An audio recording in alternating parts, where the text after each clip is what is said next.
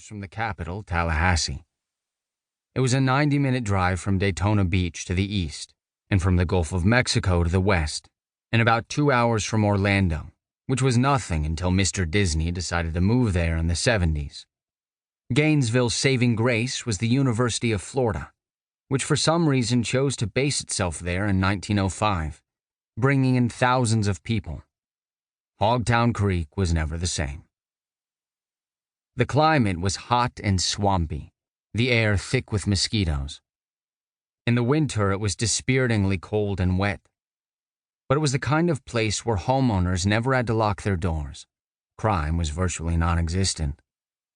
Held in a sort of rose-tinted time warp, it was populated by good, wholesome folks who bred decent kids with strong moral values, helped along by a little healthy Bible thumping. The Yearling, with Gregory Peck and Jane Wyman, always reminds me of my hometown, with its sugary apple pie sweetness.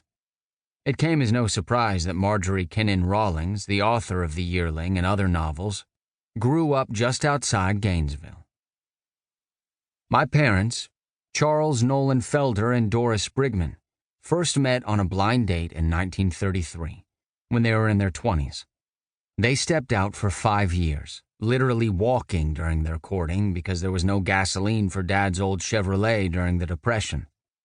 Their weekly routine was to stroll downtown to Louie's Diner, still there today, for a 25-cent hamburger and a strawberry milkshake, before heading off to the Lyric Theater to watch one of the new talking movies starring the likes of Fred Astaire and Ginger Rogers. My mother's family were so poor that she and my grandmother actually shared a pair of shoes, Mom borrowing them once a week to wear to Bible school on Sunday.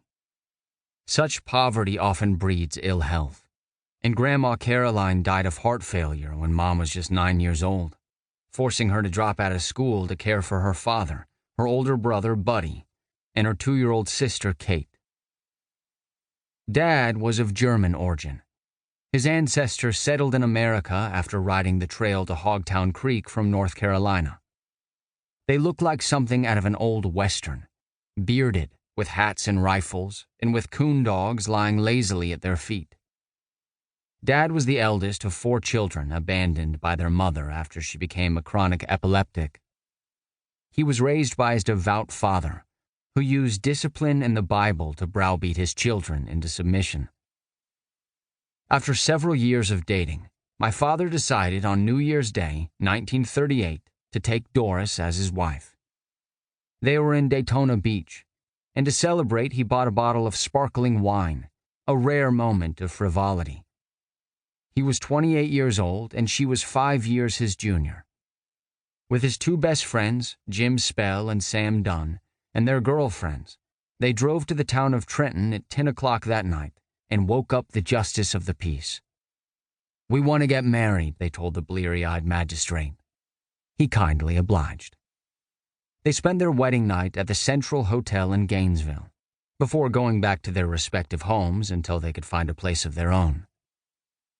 That fall, Dad started working on a building plot he'd acquired at 217 Northwest 19th Lane, Gainesville, right next to the house he grew up in, using his meager savings to pay for the lumber and supplies he needed.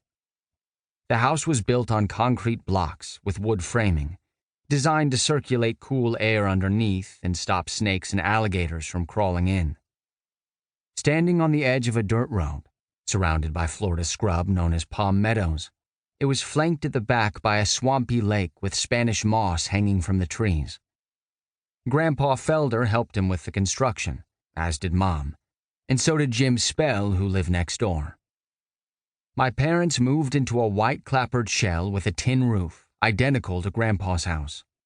They added to it over the years, installing some inside walls to make 2 bedrooms, a kitchen, and a bathroom.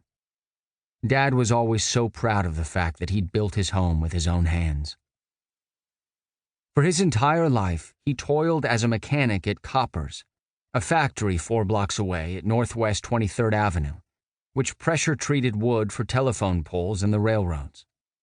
Recently felled trees were brought in by the trainload, and huge machines lifted them onto conveyor belts leading to a giant lathe that peeled off the bark and spat out skinned poles.